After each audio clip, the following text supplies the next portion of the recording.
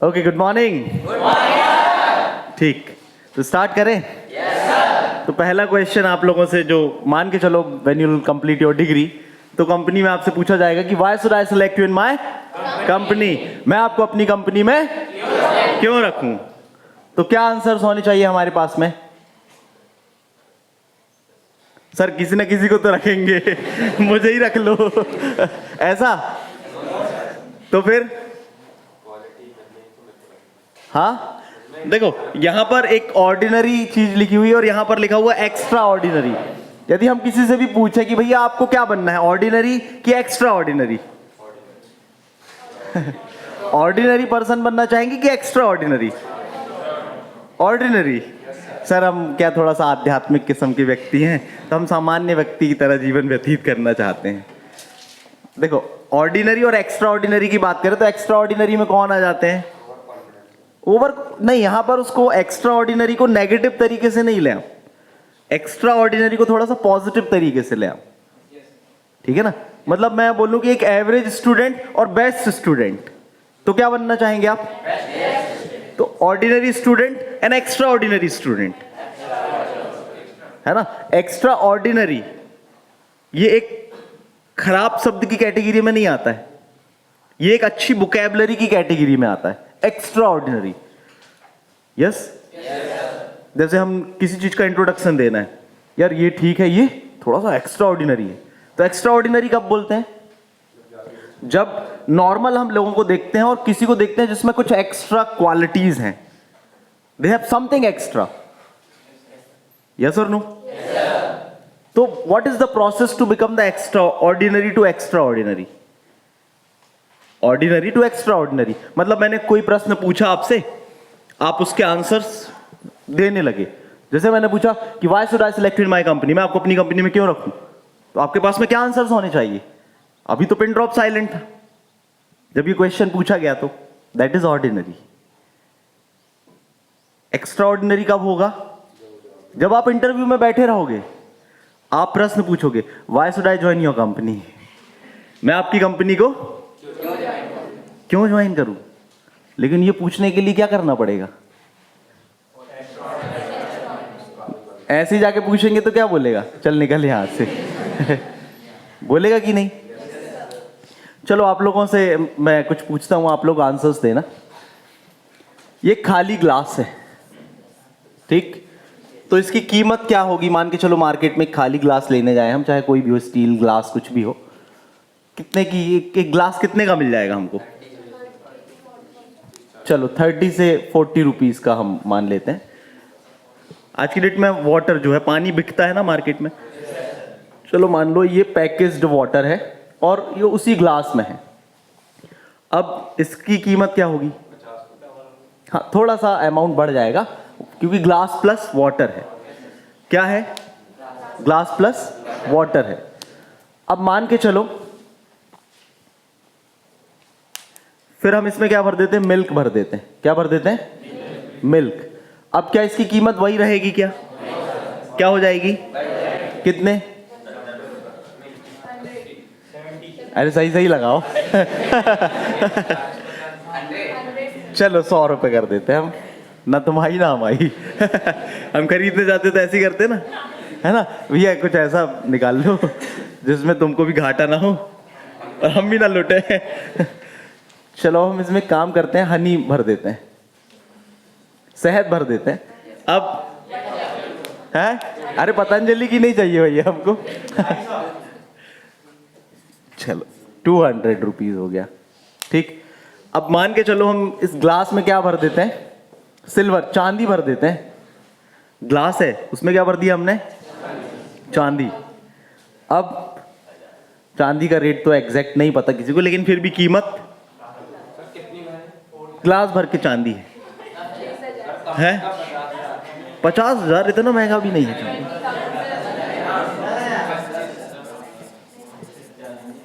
चलो value thousands में हो जाएगी, 1000 में हो जाएगी वैल्यू, ठीक। अब मान के चलो हम इसमें क्या भर देते हैं?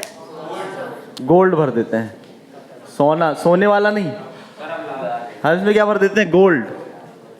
अब इसकी कीमत, हाँ हाँ मतलब लाख में तो हो ही जाएगी, है ना। अब हाँ क्या, वही तो आ रहा है ना यार। अब हमने इसमें भर दिया डायमंड। डायमंड्स, एक डायमंड, सबसे कीमती डायमंड्स भरे इसमें। अब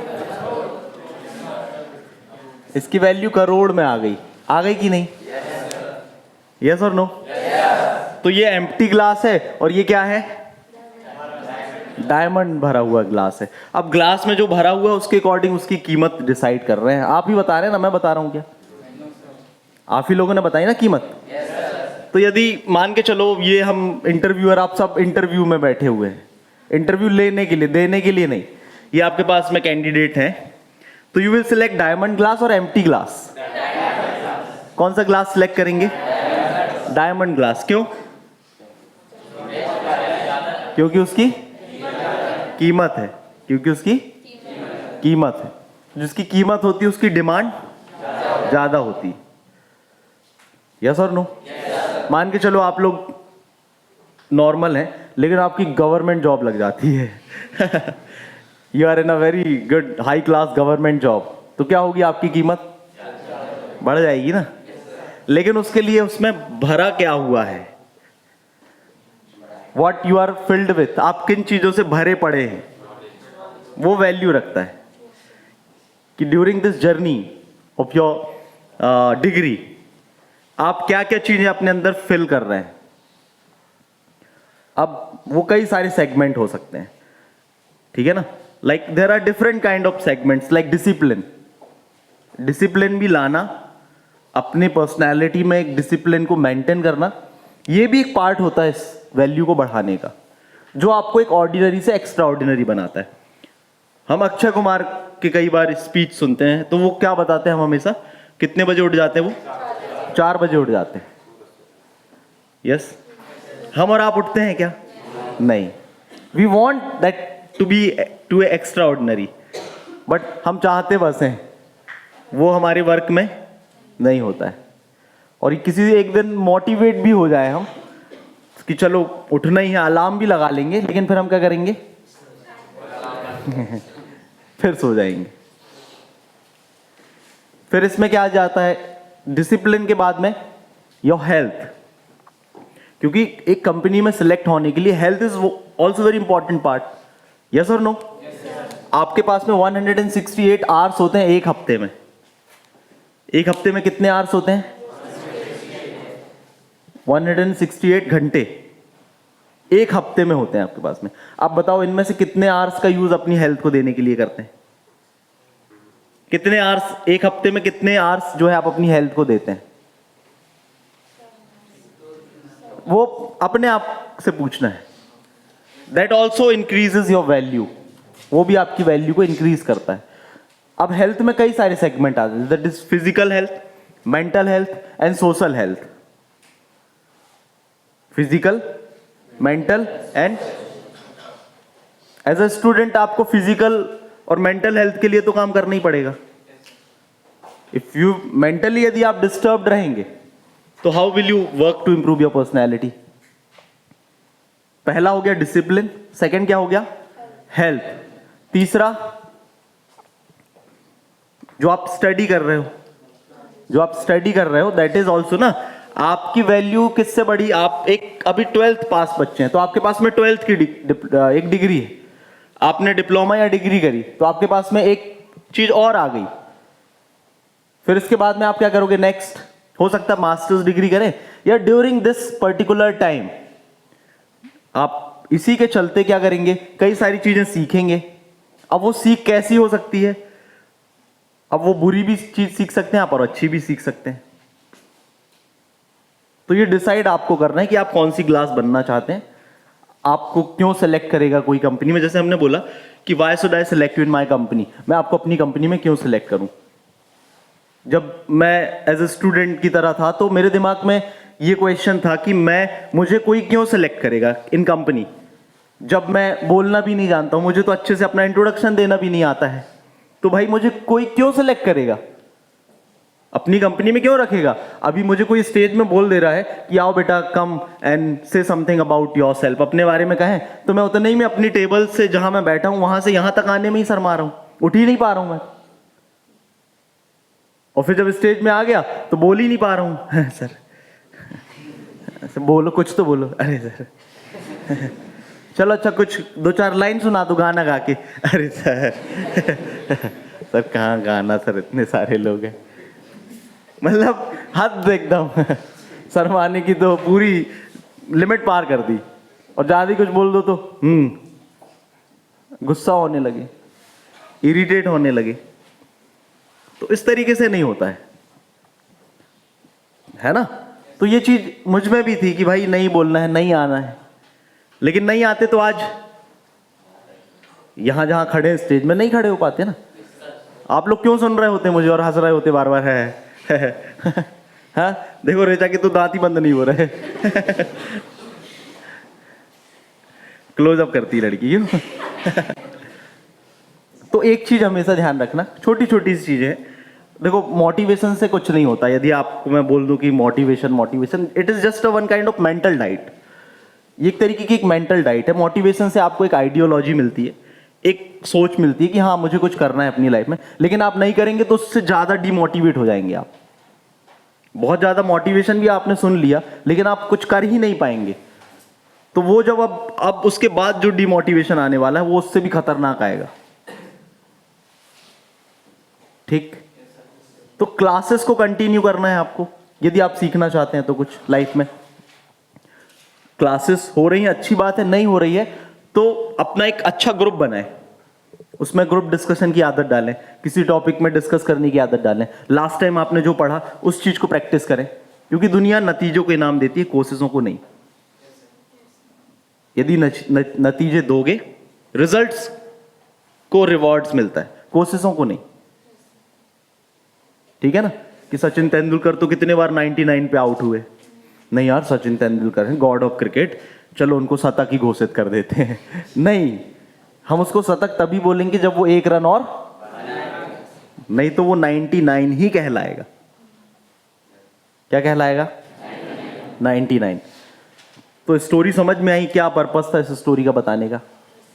क्योंकि स्टोरी बहुत कम समय में बहुत कुछ चीजें सिखा देती हैं हमको, है ना? हम सुबह से उठ रहे हैं, हम किन किन चीजों से, हाँ तो हमने बात करी आप जो पढ़ रहे हैं वो, क्योंकि हाँ आप जो पढ़ रहे हैं डिग्री, उसके बाद में आप एक वैल्यूएबल पर्सन बनेंगे। आपको एक एंट्री पास मिल जाएगा कि आप एक कैंपस में बैठ सकते हैं। लेकिन अब उस कैंपस को क्वालिफाई भी तो करना है। अब आपने जो 4 साल में पढ़ा है उसको 4 मिनट में बोलना है आपको। 4 साल आपने जो पढ़ाई करी है उसको कितने मिनट में आपको बोलना है? 4 मिनट। और वो 4 मिनट आपका क्या होगा? सिलेक्शन फैक्टर कहलाएगा, जिसमें आप सिलेक्ट होंगे या तो रिजेक्ट हो जाएंगे। ठीक? तो मेरा ये टारगेट था अपनी लाइफ में कि यार मैं किसी भी कंपनी का पहला इंटरव्यू अटेंड करूं तो सामने वाला व्यक्ति ये ना बोले कि नहीं सॉरी सर आपको नहीं ले पाएंगे।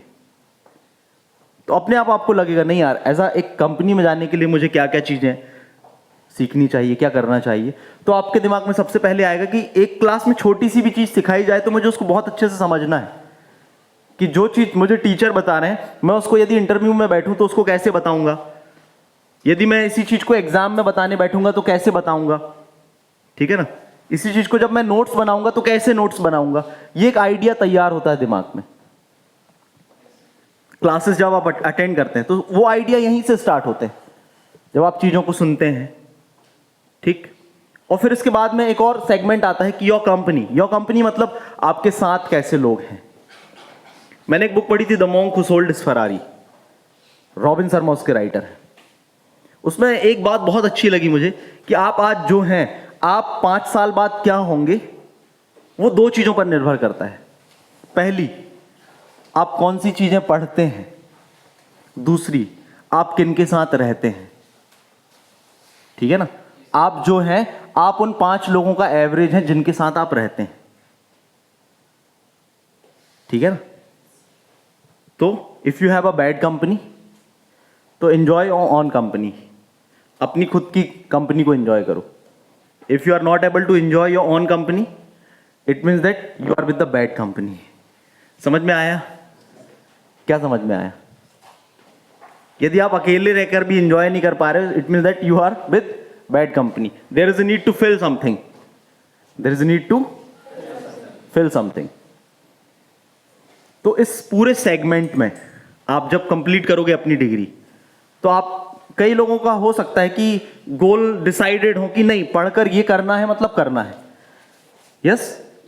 गोल समझते हैं आप? गोल, कई लोगों से पूछो व्हाट इज योर गोल. कोई बताएगा अपना गोल, उनका गोल क्या है? आप में से कोई बताना चाहेगा?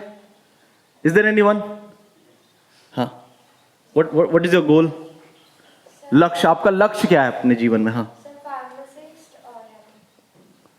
फार्मासिस्ट बनना चाहते हैं. कौन से फील्ड में? आप डिग्री करेंगे तो ऑलरेडी आप सभी फार्मासिस्ट तो कहलाएंगे. मास्टर डिग्री करेंगे, उसके बाद फिर कुछ नहीं. हाँ, फार्मासिस्ट करने के बाद कंपनी ज्वाइन करेंगे. तो कंपनी कौन सी ज्वाइन करेंगे? कौन सी टॉप 10 कंपनी है, ये पता करना है. फिर उन कंपनीज में कौन कौन से सेगमेंट होते हैं जहां पर हम काम कर सकते हैं. ठीक है ना? फिर आपकी पर्सनैलिटी के अकॉर्डिंग वो कंपनी कौन सी सही रहेगी, ये चीज भी तो डिसाइड करना है ना. आप में क्या खासियत है. अब पता चलो आप चले गए जबरदस्ती, आपका मन ही नहीं कर रहा उस काम को करने का, बस जबरदस्ती करे जा रहे हो काम को.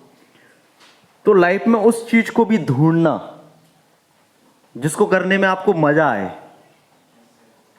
ठीक है ना? और वो आपका प्रोफेशन भी हो, वो आपको पैसा भी दे. तो इससे अच्छी चीज क्या होगी? इससे अच्छी चीज, ठीक है ना? I had a offer of going to the company and all, but I was enjoying the teaching and now also. Yes?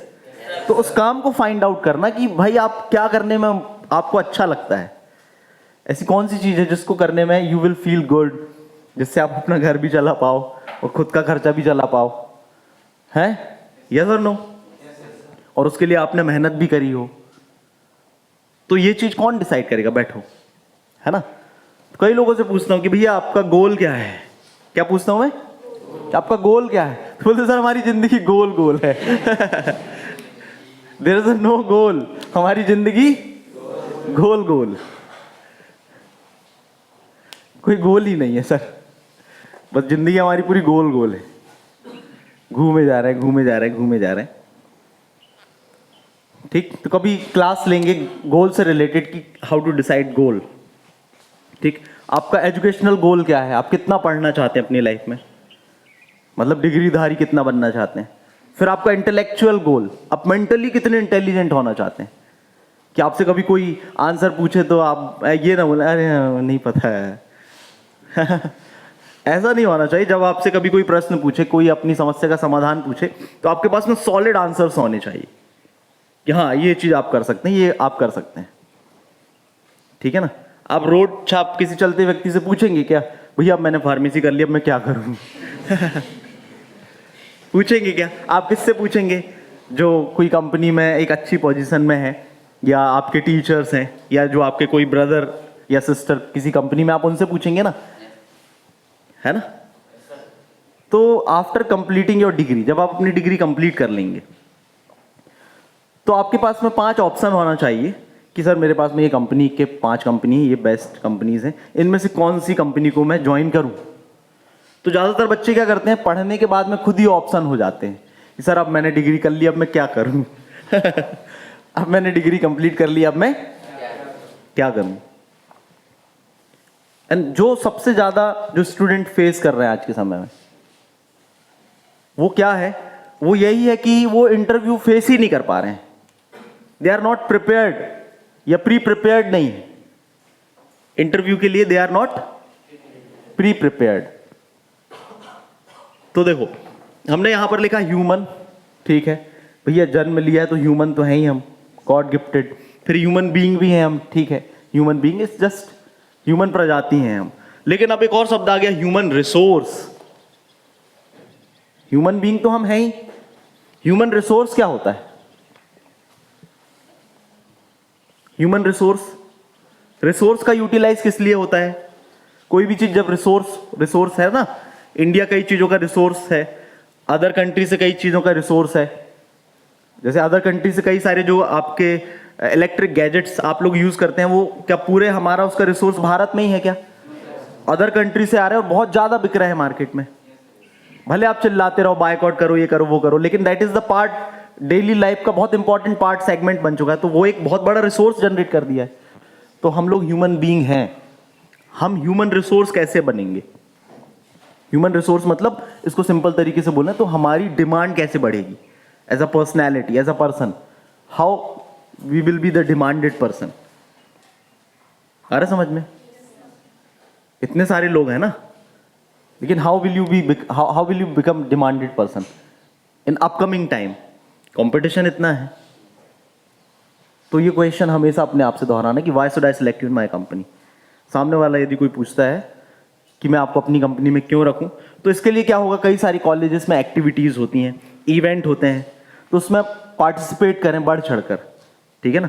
भले आपको डर लगता है, हेजिटेट होता है बैठे रहने में, स्टेज में आने में डर लग रहा है, लेकिन आप हिम्मत करें और कोई बात आपको कही जाती है तो उठकर तो आए, भले यहाँ खड़े होकर शर्माए, जो करें वो करें, लेकिन from there come to the stage, है ना। आपको बोला जाए चलो गाना गाओ, गा दो, कुछ भी बोला जाए गाना गा दो, अरे कोई जरूरी थोड़ी ना कि हिप हॉप कोई गाना है, मेरे रेशम यही कहीं गाना है, कोई सा भी गा दो जो किसी को नहीं पता हो। एक बंगला बने न्यारा, चांदी का बंगला सोने का जंगला, अरे कौन से सन का गाना गा दिया गा दो कुछ भी। हाँ बोला आपको नाचने को बोला है, चलो आप स्टेज में नाचो, अरे सर अरे ऐसे ऐसे कर दो, लो आ रहा समझ में? तो आप लोगों को थोड़ा सा अपना जो हेजिटेशन है उसको क्या करना है, अपने अंदर से हटाना है। कल ही आप लोगों को बोला था डायलॉग बोलने के लिए, कई लोगों को, अरे सर मैं नहीं बोल पाऊंगा, नहीं बोल पाऊंगी। तो ऐसा नहीं, वो एक सेगमेंट था पर्सनैलिटी को इंप्रूव कराने का। वो क्या था, एक एक्टिविटी थी वो जो आपसे करा रहा था मैं। तो कभी भी कोई एक्टिविटी के लिए मैं बोलूं तो आप उसमें बढ़ चढ़कर हिस्सा लें, पार्टिसिपेट करें, और अपने साथी को, भले हम जब कोई बोलता है हम हंसते हैं, ये अच्छा है, लेकिन उसी से धीरे धीरे आप इंप्रूव होते हैं। होगा जब आप स्टेज में आएंगे तो बॉडी के अलग अलग कॉन्सिक्वेंसेस होंगे, हार्ट बीट तेज हो जाएगी, ब्रीदिंग तेज हो जाएगी, ठीक है ना, डर लगेगा, है ना, और सब लोग ऐसे घूर ही रहे हैं खा ही जाएंगे एकदम भालू जैसे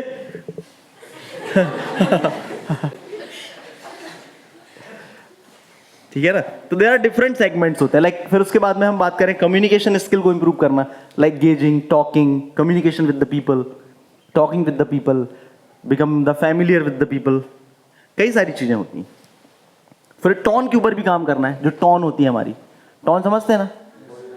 कई लोग बोलते हैं तो इतना खतरनाक बोलते हैं, जैसे कई लोग वो जो घिसते ना आवाज आती खर खर बोलते हम तो ऐसे ही बोलते हैं, आदत ही है हमारी।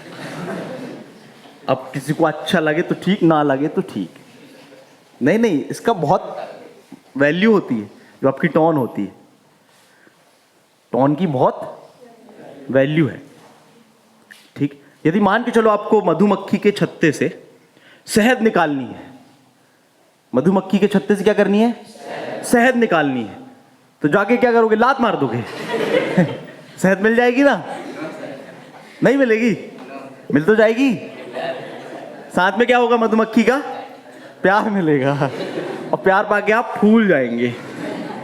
बोलते ना, आशीर्वाद देते हैं बड़े बुजुर्ग, तो फूलो फलो बेटा। तो क्या होगा यदि मधुमक्खी काटेंगी आपको, तो आपका मुंह लाल हो जाएगा, है ना। तो हमको क्या करना है, लात मारना चाहिए कि मधुमक्खी के छत्ते में क्या करना चाहिए, टेक्निक, धुआं ही करो तुम तो, ठीक है ना, हम समझ रहे हैं। मतलब टेक्निक का हम यूटिलाइज करेंगे, क्या करेंगे, टेक्निक का यूटिलाइज करेंगे कि हम कैसे शहद निकाल सकें, मधुमक्खियों को भी हानि ना पहुंचे और हमको शहद भी मिल जाए। इसी को क्या बोलते हैं हम, देखो समझने की कोशिश करो, ये स्टोरी क्यों समझाना चाहता हूं। इसको हम बोलते हैं कम्युनिकेशन स्किल। अब ज्यादातर लोगों का बातचीत करने का तरीका लोगों से ऐसे ही होता है, जब बात करते तो ऐसी बात करते जैसे मधुमक्खी के छत्ते में जाके लात मार दी हो, तो सामने वाला क्या करेगा? जो मधुमक्खियां करती हैं। सामने वाला क्या करेगा? जो मधुमक्खियां करती हैं। जब कभी आप अपनी बात को बोलें या आप अपनी बात को रखें तो ये ध्यान रखें कि आप मधुमक्खी के छत्ते में लात तो नहीं मार रहे हैं। आ रहा है समझ में? तो ये एक तरीका होता है अपने कम्युनिकेशन स्किल को सुधारने का। आ रहा है समझ में? पक्का? तो हमें क्या क्या चीजें बनना है? एक तो, और ये क्वेश्चन जो है इसको हम बदल कैसे सकते हैं? ठीक, आप जिस भी संस्था में रहें, जिस भी ऑर्गेनाइजेशन में जब आप काम करने के लिए जाएं, तो वहां पर आप एक इतना मजबूत व्यक्ति बनकर रहें, ठीक है ना, कि आपके दिमाग में ये डर ना हो यार हमें निकाल देंगे तो क्या होगा हमारा, है क्या? यदि इस संस्था से, इस ऑर्गेनाइजेशन से, इस कंपनी से यदि मुझे निकाल दिया जाए तो ये डर ऑर्गेनाइजेशन को होना चाहिए। ये व्यक्ति यदि छोड़ के चला जाएगा तो हमारा क्या होगा? आ रहा है समझ में कि नहीं? लेकिन ऐसे नहीं होगा वो, है ना? हाँ सर हम तो सोच के रखे हैं ऐसे ही होगा, हम लिख के भी रख लिया है मेरे पास में पर्ची भी है सर, देखो कैसे होगा बेटा रानी? कैसे करेंगे हम? एक आध कोई बात बताओ, कैसे करेंगे? ऐसे बोल के बताओ ना, काम करके। कैसे? अपने ऊपर, है ना? कैसे काम करेंगे? पढ़ेंगे, है ना? एक्सरसाइज भी करेंगे, है ना? सीखेंगे, ग्रुप डिस्कशन करेंगे, डिबेट करेंगे, और कोशिश करेंगे कि जब भी आप कुछ भी एक्टिविटी करें तो एक प्रॉपर ग्रुप में करें, क्योंकि जैसा आप एनवायरनमेंट तैयार करेंगे उसी तरीके से आप बनेंगे। आया समझ में? So thank you very much. हाँ